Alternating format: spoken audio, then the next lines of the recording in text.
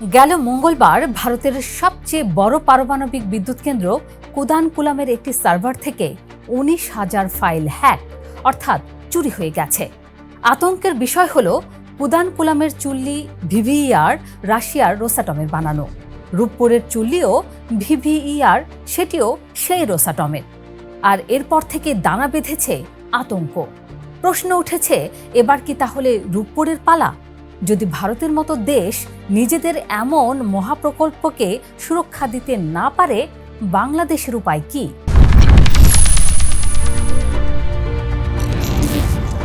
একটা পারমাণবিক বিদ্যুৎ কেন্দ্রকে বাইরে থেকে দেখলে চোখে পড়ে বিশাল গম্বুজ, কংক্রিটের দেয়াল আর আকাশ ছোঁয়া নিরাপত্তা ব্যবস্থা।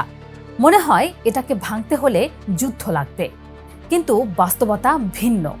আজকের পৃথিবীতে একটি পারমাণবিক স্থাপনার সবচেয়ে বড় দুর্বলতা অনেক সময় তার চুল্লি নয়, বরং তার কম্পিউটার, ঠিকাদার, ডেটা সেন্টার কিংবা সেই প্রতিষ্ঠানের ডিজিটাল সরবরাহ ব্যবস্থা। ভারতের কুদানকুলামের ঘটনাও সেই বাস্তবতায় সামনে নিয়ে এসেছে।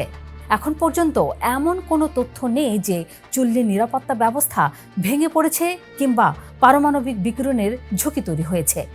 কিন্তু যে তথ্যগুলো বাইরে এসেছে সেগুলো একজন হামলাকারীর জন্য ভবিষ্যতের মানচিত্র হয়ে উঠতে পারে। কোথায় কোন অবকাঠামো, কোন প্রতিষ্ঠান কি সরবরাহ করে, কোন অংশে কার প্রবেশাধিকার, এসব তথ্য কখনো কখনো বিস্ফোরকের চেয়েও মূল্যবান। অর্থাৎ বড় ঝুঁকিতে পড়ে গেল ভারতের সবচেয়ে বড় পারমাণবিক বিদ্যুৎ কেন্দ্র। এখানেই বাংলাদেশের রূপপুর প্রকল্প সামনে চলে আসে। রূপপুর এবং কুদানকুলাম দুটি প্রকল্পের মধ্যে শুধু প্রযুক্তিগত মিলই নেই, দুটি রাশিয়ার ভিভিইআর প্রযুক্তি নির্ভর। দুটোর সঙ্গেই আন্তর্জাতিক ঠিকাদার, সাবকন্ট্রাক্টর, সফটওয়্যার সরবরাহকারী ও বহু দেশে বিস্তৃত সাপ্লাই চেইন জড়িত। ফলে একটি দেশের অভিজ্ঞতা আরেকটি দেশের জন্য শিক্ষা হয়ে দাঁড়ায়। ২০০৩ সালে যুক্তরাষ্ট্রের ডেভিস বেস পারমাণবিক কেন্দ্রে একটি ম্যালওয়্যার সরাসরি চুল্লিতে আঘাত করেনি। In the heart of the city rises a destination built for greatness. International Convention City, Bosundhara. Life takes a new course. সেটি ঢুকেছিল একজন ঠিকাদারের নেটওয়ার্ক ব্যবহার করে। কয়েক ঘন্টার জন্য নিরাপত্তা পর্যবেক্ষণ ব্যবস্থা অচল হয়ে যায়। এরপর বিশ্বজুড়ে পারমাণবিক নিরাপত্তা বিশেষজ্ঞরা বুঝতে শুরু করেন, সবচেয়ে শক্তিশালী ফায়ার ওয়ালও অর্থহীন যদি দুর্বলতা থাকে সহযোগী প্রতিষ্ঠানের ভেতরে। এর কয়েক বছর পর আসে স্টাক্সনেট, পৃথিবীর ইতিহাসে সবচেয়ে আলোচিত সাইবার অস্ত্র। ইরানের নাতাঞ্জ স্থাপনা ছিল ইন্টারনেট থেকে বিচ্ছিন্ন, তবুও সংক্রমিত হয়, কারণ শত্রু ইন্টারনেট ব্যবহার করেনি, ব্যবহার করেছিল মানুষের অসতর্কতা। একটি ইউএসবি ড্রাইভই হাজারো সেন্ট্রিফিউজ ধ্বংসের সূচনা করেছিল। অর্থাৎ আধুনিক যুগে প্রশ্নটি শুধু আমাদের সিস্টেম নিরাপদ কিনা এটুকু নয়, প্রশ্ন হলো আমাদের সঙ্গে যুক্ত প্রতিটি প্রতিষ্ঠান, প্রতিটি সরবরাহকারী, প্রতিটি ডিজিটাল সংযোগ কি সমান নিরাপদ?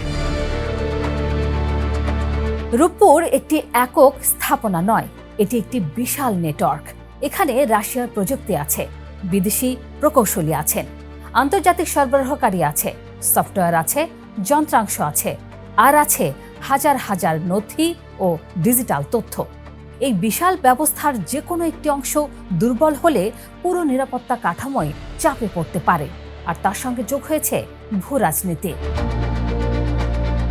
রাশিয়া ইউক্রেন যুদ্ধ শুধু যুদ্ধক্ষেত্রেই সীমাবদ্ধ নেই, এর প্রভাব পড়েছে ব্যাংকিং, পরিবহন, প্রযুক্তি ও সরবরাহ ব্যবস্থায়।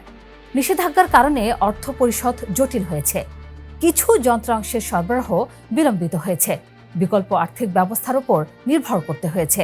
ফলে একটি বিদ্যুৎ কেন্দ্র পরিচালনা এখন কেবল প্রকৌশলগত চ্যালেঞ্জ নয়, এটি অর্থনীতি, কূটনীতি এবং বৈশ্বিক রাজনীতিরও প্রশ্ন। এর পাশাপাশি রয়েছে দেশের অভ্যন্তরীণ বাস্তবতা। যে প্রকল্পে অতীতে অতিরিক্ত ব্যয়, কেনাকাটায় অনিয়ম এবং জবাবদিহি নিয়ে বিতর্ক হয়েছে, সেখানে নিরাপত্তা নিয়ে জনগণের উদ্বেগ অস্বাভাবিক নয়। কারণ নিরাপত্তা কেবল অস্ত্রধারী প্রহরীর উপর নির্ভর করে না, নিরাপত্তা নির্ভর করে প্রতিষ্ঠানের সংস্কৃতি, স্বচ্ছতা এবং জবাবদিহির ওপরও। বিশ্বজুড়ে নিরাপত্তা বিশেষজ্ঞরা একটি কথাই বলে, দুর্নীতি এবং সাইবার ঝুঁকির মধ্যে গভীর সম্পর্ক আছে। যেখানে নিয়ম ভাঙা সহজ, সেখানে নিরাপত্তা প্রোটোকলও উপেক্ষিত হওয়ার ঝুঁকি বাড়ে। একজন অসন্তুষ্ট কর্মী, একটি অব্যবস্থাপনা, একটি ভুল কনফিগারেশন কিংবা একটি চুরি হওয়া পরিচয়পত্র, এসবই বড় বিপদের সূচনা হতে পারে। তবে এই আলোচনায় আতঙ্কের পাশাপাশি বাস্তবতাও মনে রাখা জরুরি। রূপপুরের পারমাণবিক নিরাপত্তা শুধু বাংলাদেশের হাতে নয়।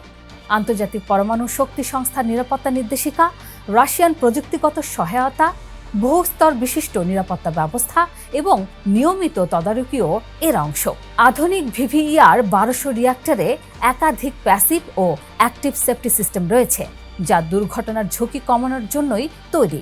কিন্তু প্রযুক্তি যতই উন্নতই হোক, মানুষের ভুল, ব্যবস্থাপনার দুর্বলতা কিংবা তথ্য নিরাপত্তার ঘাটতি পুরোপুরি দূর করা যায় না। এ কারণেই কুদানকুলামের ঘটনা এত গুরুত্বপূর্ণ। এটি কোনো পারমাণবিক বিস্ফোরণের গল্প নয়, এটি এমন এক পৃথিবীর গল্প যেখানে যুদ্ধ শুরু হয় কম্পিউটারের পর্দায়, অস্ত্র হয় কোড, আর লক্ষ্যবস্তু হয় বিদ্যুৎ, পানি, ব্যাংক কিংবা পারমাণবিক স্থাপনা। আধুনিক রাষ্ট্রের শক্তি আজ শুধু সেনাবাহিনীতে নয়, তার ডিজিটাল অবকাঠামোতেও। বাংলাদেশ এখন সেই বাস্তবতার সামনে দাঁড়িয়ে। রূপপুর জাতীয় গ্রিডে বিদ্যুৎ দেবে, শিল্পে গতি আনবে, জ্বালানি নিরাপত্তা বাড়াবে, এ নিয়ে সন্দেহ নেই। কিন্তু সেই সঙ্গে এটাও নিশ্চিত করতে হবে যে প্রকল্পটির নিরাপত্তা কেবল কংক্রিটের দেয়াল বা সশস্ত্র পাহারার মধ্যে সীমাবদ্ধ না থাকে।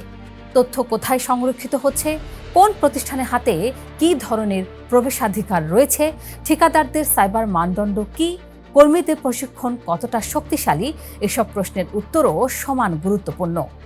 বাংলাদেশ ব্যাংকে যেমনটা হয়েছিল, সব ঠিকঠাক বাইরে থেকে, কিন্তু ভেতর থেকে ফাঁপা করে নিয়ে গেছে চোর। রূপপুরেও যেন তেমনটা না ঘটে। তাই প্রস্তুত হও বাংলাদেশ।